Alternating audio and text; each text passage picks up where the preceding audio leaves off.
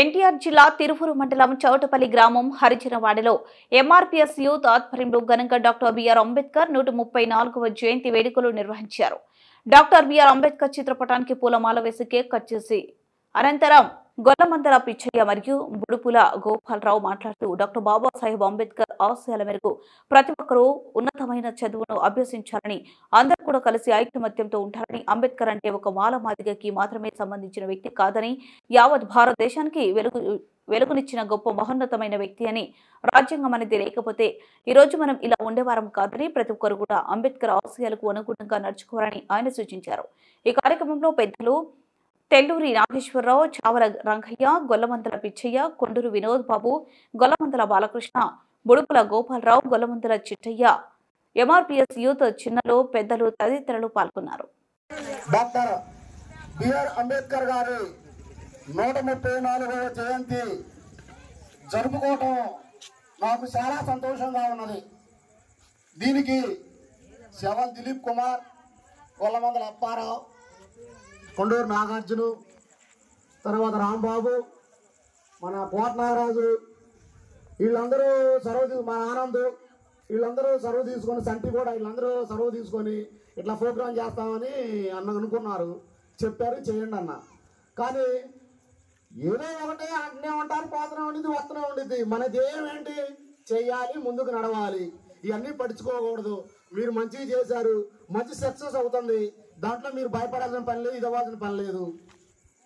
మీ అందరికీ నేను హృదయపూర్వకంగా శుభాకాంక్షలు చెబుతున్నాను.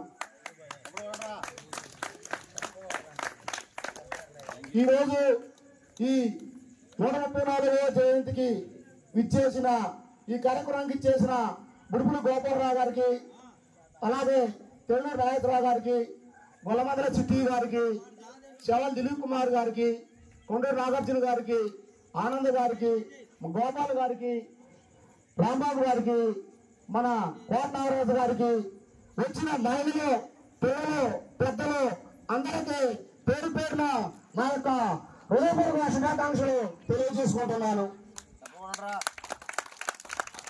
ఈరోజు మనము ఈ స్థాయిలో ఉన్నామంటే డాక్టర్ బిఆర్ అంబేద్కర్ గారు మనకు పెట్టిన భిక్ష.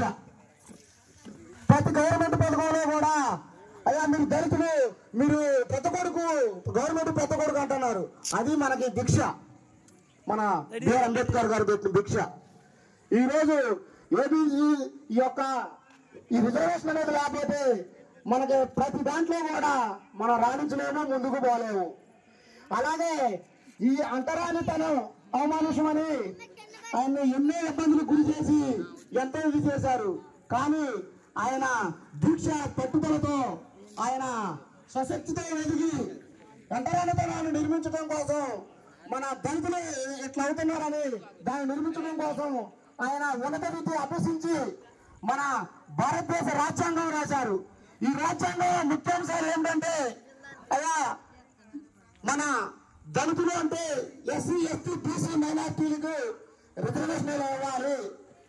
ఎస్సీలకి మనకి 100 అంటే 30% ఇవ్వాలి.